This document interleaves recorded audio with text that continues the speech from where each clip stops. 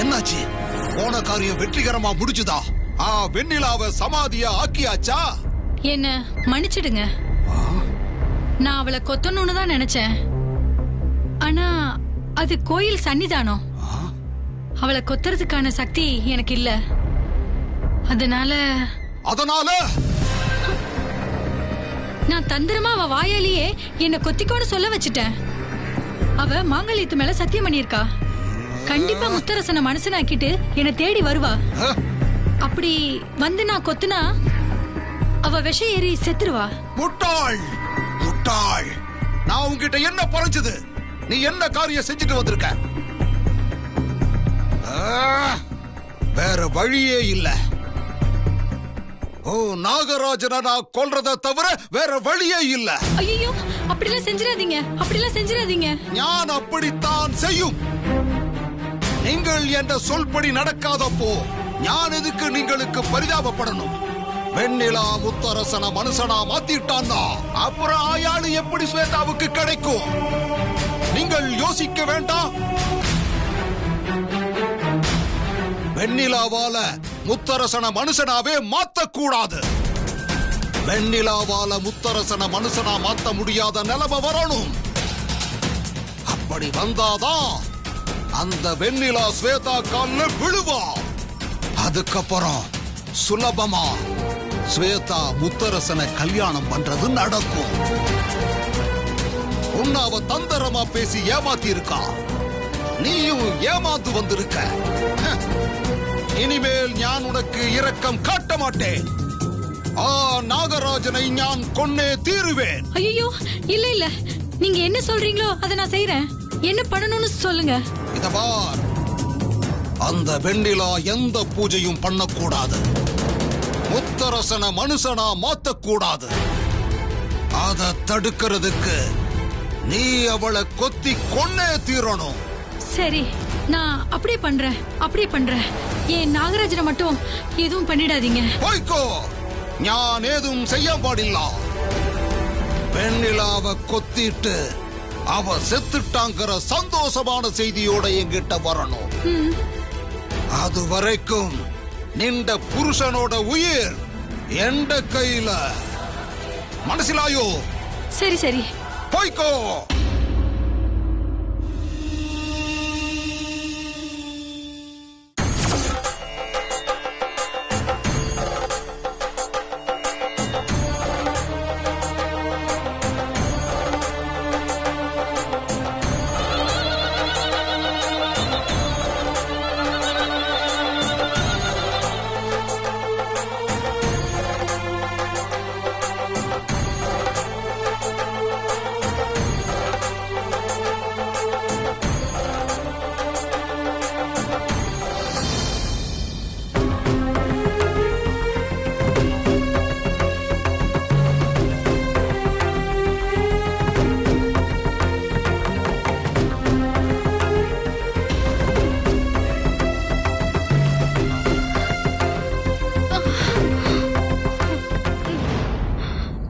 நீ நினைக்கிறது நடக்காது.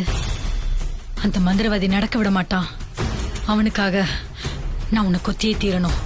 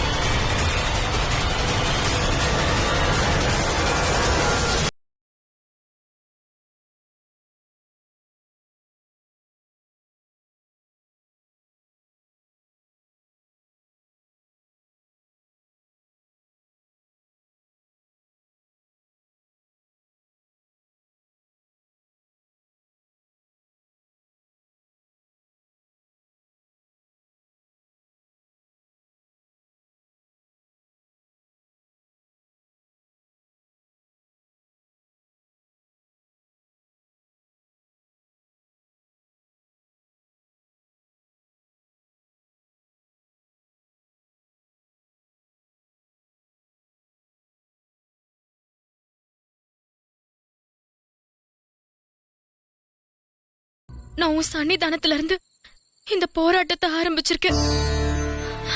இதுக்கு எந்த தடங்களும் வராம நீதான் காப்பாத்தணும் தாயே. எது நடந்தாலும் சரி, அதை எதிர்கொள்ற நம்பிக்கையும் உறுதியான மனசையும் எனக்கு கொடு.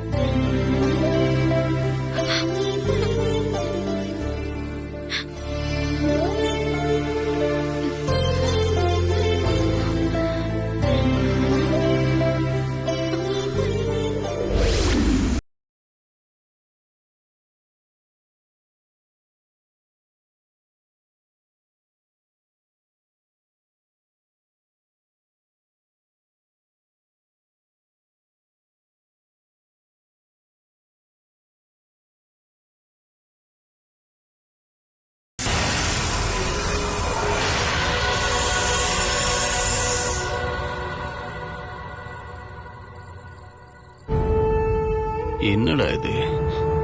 கல்லா இருக்கவன மனுஷனாக்குமா? இந்த கல்லுக்கு அவ்வளவு பவர் இருக்கா?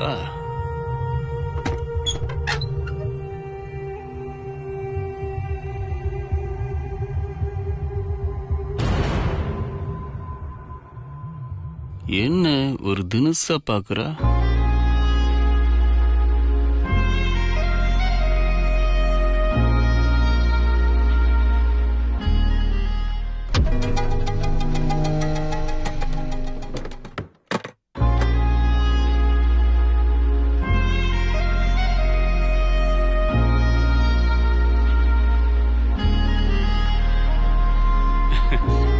வாக்கலே என்ன மன்னிச்சிருங்க. கலை, என்ன காலெல்லாம் விழுந்துகிட்டு? இல்ல, அன்னைக்கு பூஜை நடந்துட்டு இருந்தப்போ நீங்க வந்து அப்படி நடந்துக்கிட்டதுனால தான் என்னென்னமோ ஆயிடுச்சு. நான் வேற அவங்களோட சேர்ந்துக்கிட்டு உங்களை கட்டி போடுற அளவுக்கு போயிட்டேன். என்ன மன்னிச்சிடுங்க. எப்போ இப்படி போலீஸ் ஸ்டேஷன் வரைக்கும் போக வேண்டி வந்ததோ இதெல்லாம் நான் உங்களுக்கு செஞ்ச கொடுமைக்கு தான். இப்படி எல்லாம் அனுபவிச்சுட்டுமேன்னு என் மனசு கடந்து பாடாப்படுது. கலை, நீயா பேசுற? முன்ன மாதிரி இருந்தா நான் இப்படி எல்லாம் பேசியிருக்கவே மாட்டேன். இப்ப போலீஸ் ஸ்டேஷனுக்கு போயிட்டு வந்தது என்ன இப்படி எல்லாம் பேச வச்சிடுச்சுங்க.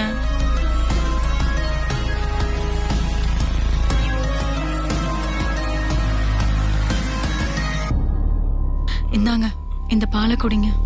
இவகிட்ட கோவத்தை காமிச்சா பழைய ஞாபகம் வந்துச்சு இல்லையான்னு கண்டுபிடிக்க முடியாது. நைஸா பேசிதான் சாதிக்கணும். சீக்கிரம் குடிங்கள. அந்த டிராயர்ல இருக்க மரகத்துக்கெல்லாம் நான் எடுத்துட்டு போகணும்.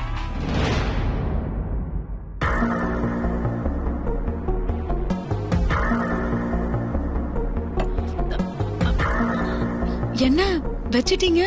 பால் ஆறிடும். இப்ப அதுவா முக்கியம்?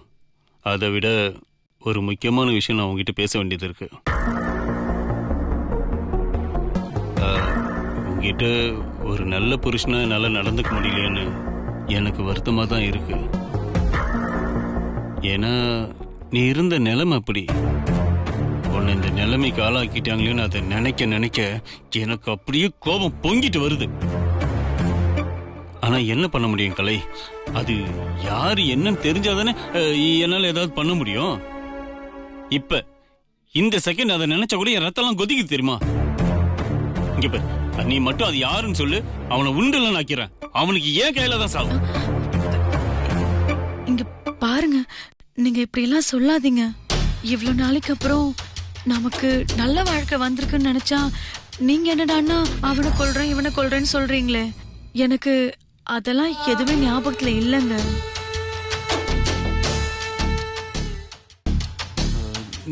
ஞாபகம் இல்ல? என்ன சொல்ற கலை? உனக்கு ஞாபகம் இல்லையா? இல்லங்க, எனக்கு நான் கடைசியா கோயிலுக்கு போனது மட்டும்தான் ஞாபகத்துல இருக்கு. அதுக்கப்புறம் என்ன நடந்துச்சு ஏது நடந்துச்சுன்னு எனக்கு தெரியல மாமா. அதுக்கப்புறம் இப்ப நினைவு வந்து எல்லாரையும் பார்த்தது மட்டும் தான் ஞாபகம் இருக்கு. ஆஹா, அப்போ ஸ்வேதா பயந்த மாதிரி எதுவும் இல்ல.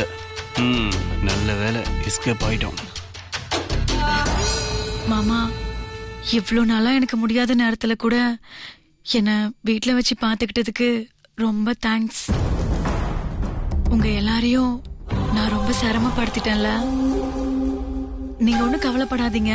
இனிமே அதுக்கு கைமாறா உங்களையும் சேர்த்து அத்தை எல்லாரையுமே நல்ல விதமா பாத்துக்கிறேன். சரி, உட்காருங்க.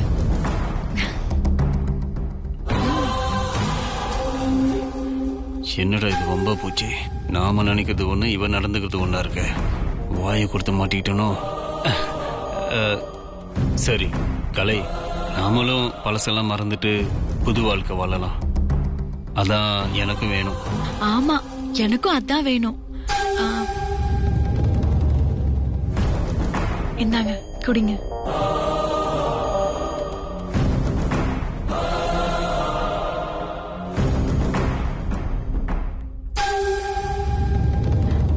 குடிங்க. சும்மா என்னையே வேடிக்கை பார்த்துட்டு இருக்கீங்க.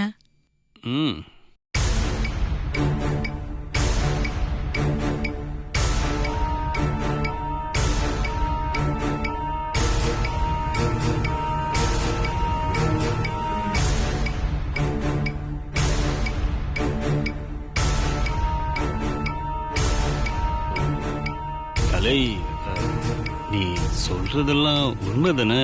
எதுவும் பொய் இல்லையே? என்ன மாமா இப்படி பேசுறீங்க? நான் ஏன் உங்ககிட்ட போய் பேச போறேன்? நீங்கன்னா எனக்கு எப்பயுமே உசுரு. என்ன இந்த மாதிரி சந்தேகப்பட்டு பேசாதீங்க.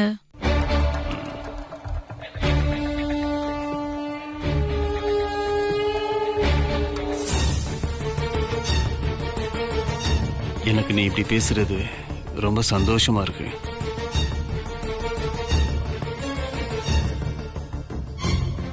எனக்கும் தான். மனசுக்கு இப்ப எவ்வளவு சந்தோஷமா இருக்கு தெரியுமா?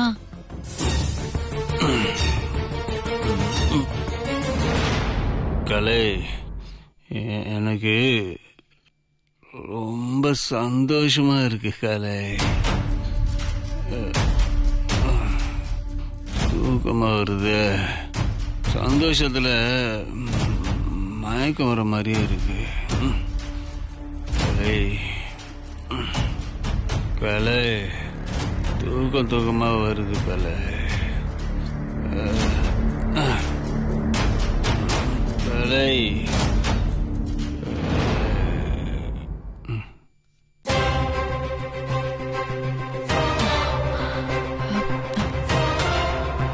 என்னங்க மாமா?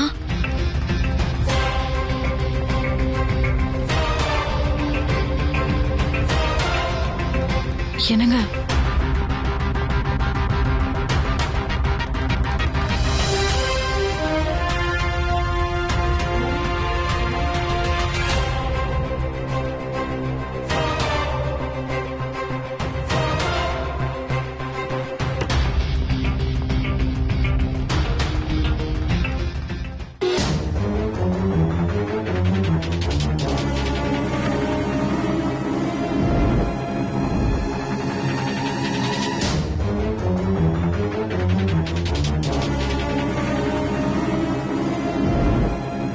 உங்களை மாதிரி தப்பா இருக்கவங்க கிட்ட நடிக்கிறதும் ஏமாத்துறதும் தப்பே இல்ல.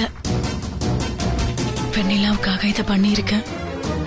முத்தரச மாமா திரும்பி வரட்டும், அப்புறம் இருக்கு உங்களுக்கெல்லாம்.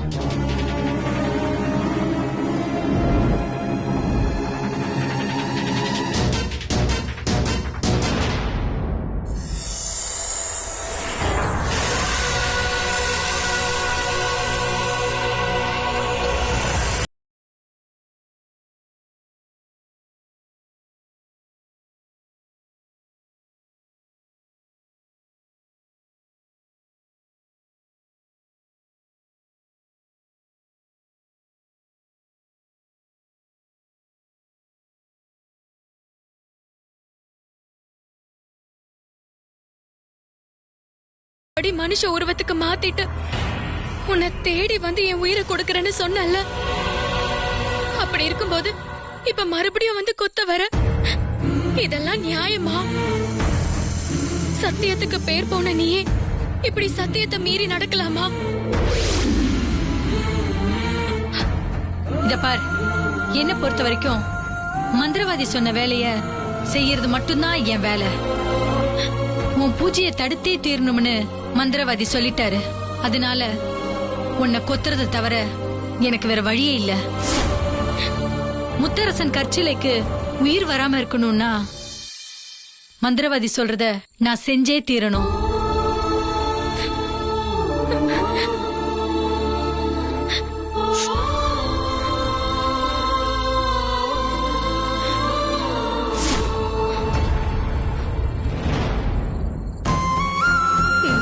சரி, என்ன கொத்தணுங்கிறது தான் உன் விருப்பம், கொத்திக்கோ. ஆனா நான் செஞ்சு கொடுத்த சத்தியத்தை படி ஏன் உயிரை எடுக்கிறதுக்கு மட்டும்தான் உனக்கு உரிமை இருக்கு. என் வயித்துல வளர 2 குழந்தைகளையும் கொல்றதுக்கு உனக்கு உரிமையே இல்ல. என்ன சொல்ற? உன் வயித்துல ரெட்டை குழந்தை இருக்கா? ஆமா, என் வயித்துல 2 குழந்தை இருக்கு. என் முத்து மாமா நல்லபடியா இந்த பிரச்சனையில இருந்து மீண்டு வந்துட்டா, அதுக்கப்புறம் என் 2 குழந்தைங்களையும் பெத்து அவர் கையில கொடுத்துட்டு நான் உன்னை தேடி வருவேன், தேடி வந்தே தீருவேன். அப்ப உன்னோட பிரியம் போல என்ன கொத்தி என் உயிரை குடிச்சு பசி தீத்துக்கோ. அது வரைக்கும் என்ன விட்டுரு.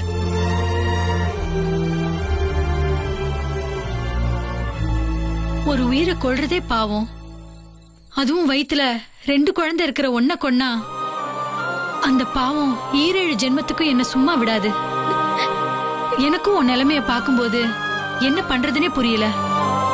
ஆனா என் நிலைமைய யோசிச்சு பாரு. காட்டுக்குள்ள நானும் நாகராஜனும் சந்தோஷமா வாழ்ந்துட்டு இருந்தோம். அந்த மந்திரவாதி ஒரு நாள் வந்து என் கணவரை சிறப்பிடிச்சு வச்சுக்கிட்டான். அவரை பணைய கைதியா வச்சுக்கிட்டு தான் இப்படி வேலைகளை ஏவி விடுறான். இத செஞ்சாதான் என் புருஷனை நான் மீட்க முடியும். நான் இத வேற எதுக்காகவும் செய்யல. என் புருஷன் நாகராஜனை மீட்கிறதுக்காக மட்டும்தான் செய்யறேன். அம்மா நாகராணி, உன்னோட நிலைமை தான் என் நிலைமையும். அப்படி இருக்கும்போது அந்த வலியும் வேதனையும் உனக்கு புரியுதல்ல? இங்க பாருமா, சத்தியமா சொல்றேன், நீ என்னோட புருஷனை மீட்கிறதுக்கு வழி செஞ்சு கொடுத்தா நான் கண்டிப்பா உன் புருஷன் நாகராஜனை அந்த மந்திரவாதி கிட்ட இருந்து மீட்டு தரேன். இது சத்தியம், என் வயித்துல இருக்கிற குழந்தைங்க மேல சத்தியம். வெண்ணிலா, நீ இத்தனை சொல்லும்போது நான் உன்னை நம்புறேன். இனி நீ உன் புருஷனை மனுஷ உருவத்துக்கு மாத்துற வரைக்கும் உனக்கு நானும் துணையா இருக்கிறேன்.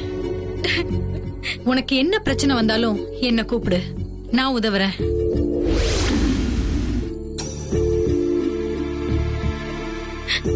ரொம்ப நன்றி நாகராணி. இந்த உதவியை நான் என்னைக்கும் மறக்க மாட்டேன். இதுக்கு கைமாறு செஞ்சே தீருவேன்.